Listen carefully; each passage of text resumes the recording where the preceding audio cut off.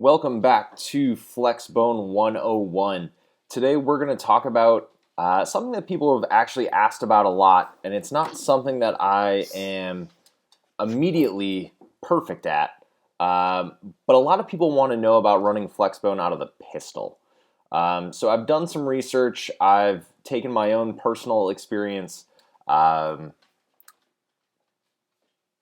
tried to come up with a video to kind of show you at a really basic view the high points, the low points, some things you can do. Mind you, this isn't my preferred way of doing things, and it's not something that I've done in several years.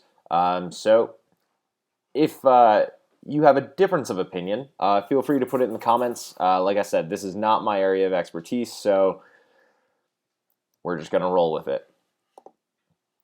So for those of you who are unaware of the pistol and what it may do to the Flexbone, we go from our normal base under center formation, and then we kick back the quarterback, not quite shotgun, but more, halfway back, 3.5-ish yards, and put the B back still behind him. And one thing some teams do out of a pistol formation is they are going to kick their A-backs out. So it looks like more of a spread formation, but you're still able to run a lot of your basic Flexbone plays out of this. So really quick, because I try to be an adult, came up with a quick pro-con list of why people might want to look into running Flexbone plays out of the pistol. So giving your QB more read time and pass time, obviously setting him back away from the line of scrimmage allows him, some extra space to be able to make reads. Also, if you're going to be passing, he doesn't need to drop back, so there's less of a focus on that initial footwork or having to read while he drops back. You are able to spread out the defense. This could be viewed as a positive or a negative. Out of the pistol, many more of your plays are going to the outside, whereas in a traditional under center, you can hit that A gap and that B gap really quick. It does open up more plays that you can run in different series. For those of you that are new, a series being a group of plays that all kind of look the same. And today we're going to talk about jet for sure. Outside veer, being able to play with more of a tight end look because you're looking to that more outside and being able to give your quarterback more time to get out there. And you're also able to do a few wing tee concepts. I'll show you one or two of those. And the biggest thing, and I've experienced this myself, is sometimes it's easier to sell to players and administration. While that may not necessarily be like a real pro, I think at the end of the day, wins and losses kind of turn out to be more important. But it does look much more like something that they would see on Saturdays or Sundays, unless they're specifically watching like Navy. Some of the cons, and I look at these as they're fairly big for me as a traditional Flexbone coach. Losing your quick hits like midline. There's something really nice about the quarterback kind of taking one step, handing to the B-back, running straight ahead, and you're going to get 2 or 3 yards, hopefully more. But there's something for that quick hit that defenses have to respect. I put the focus on outside veer. You can still run inside veer, but sometimes it makes the footwork and things a little bit different because it's not hitting as fast.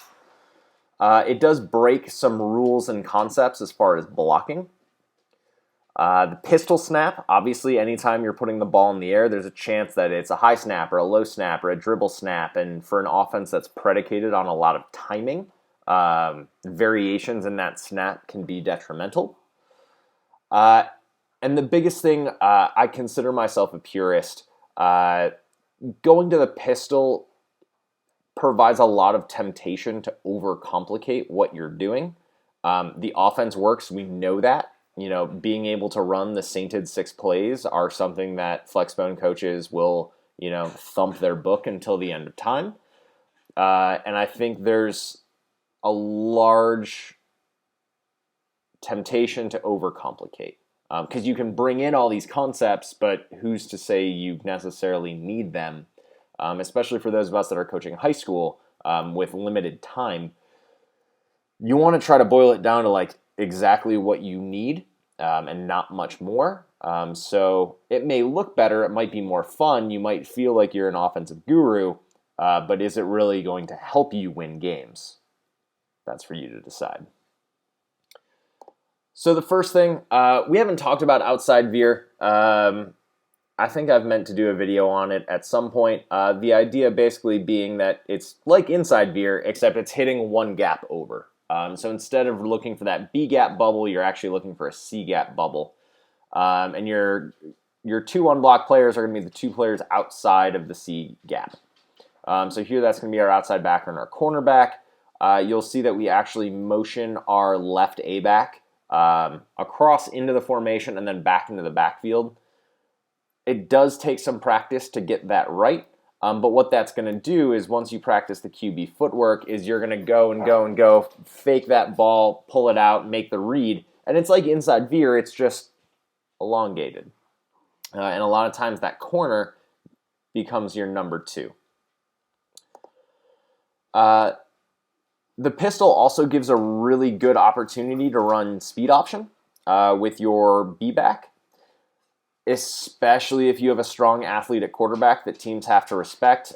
Being able to kind of run straight at that defensive end and having him put his foot in the dirt and cut up or continue outside and pitch outside to that B-back is going to provide a lot of flexibility. You'll notice here that I also kept that A-back, I should say I split him out, so he can block down on that backer who may be thinking it's triple, inside or outside. But being able to block him and get around to the outside of him makes for a really good play. With that, I think the biggest thing that I see as a positive in moving to a pistol is you can institute a jet sweep series. With the pistol snap, it is timing. It does take practice. But at a basic level, you can motion your A-back across the formation, snap the ball, hand it off to him at a full sprint going the other way.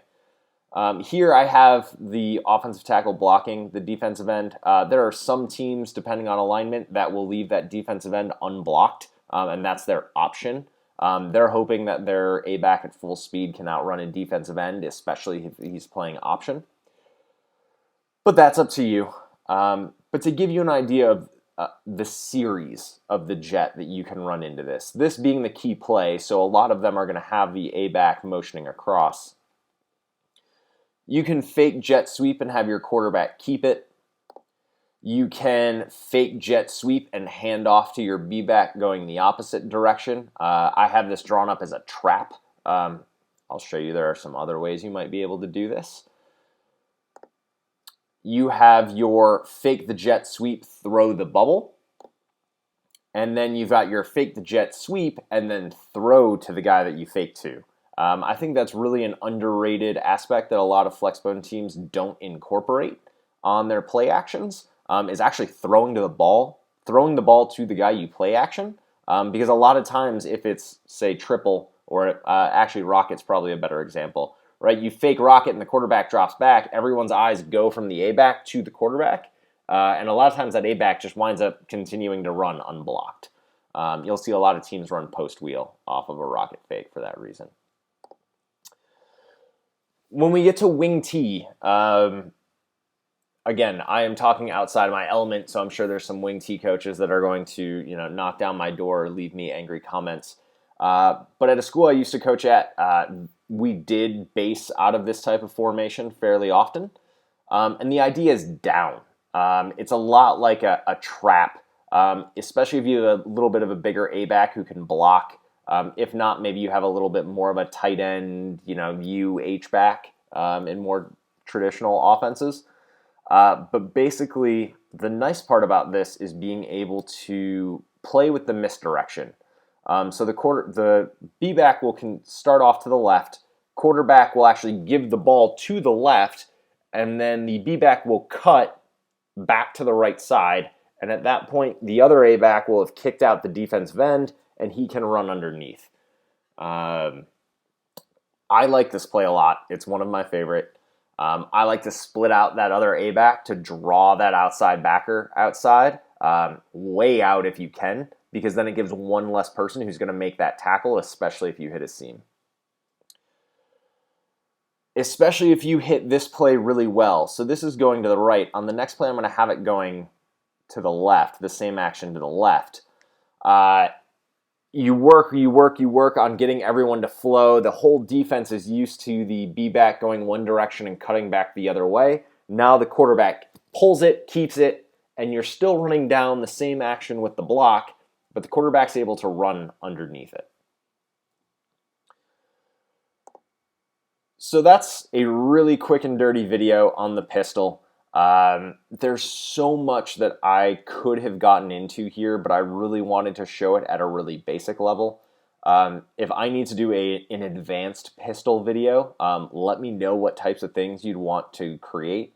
One of the biggest resources when I was studying this or kind of reading up on it is the Frogbone, frog like, amphibian, ribbit. You can get on Google, get on YouTube. They've got a lot of their stuff out there. I think there's a lot of value in that.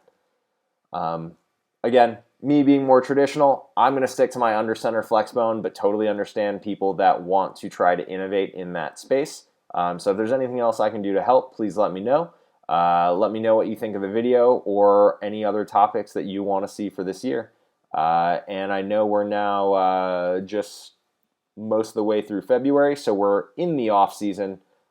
It's camp season, so if there are Flexbone camps, I know there's a few of the, or I shouldn't say camps, Flexbone clinics going on. Feel free to let me know of those.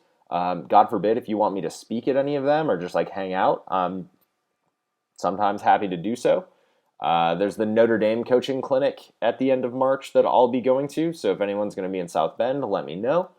Otherwise, I still need to get through the Army side of the Army-Navy game and the bowl game, and I'll be done with Navy videos for this year.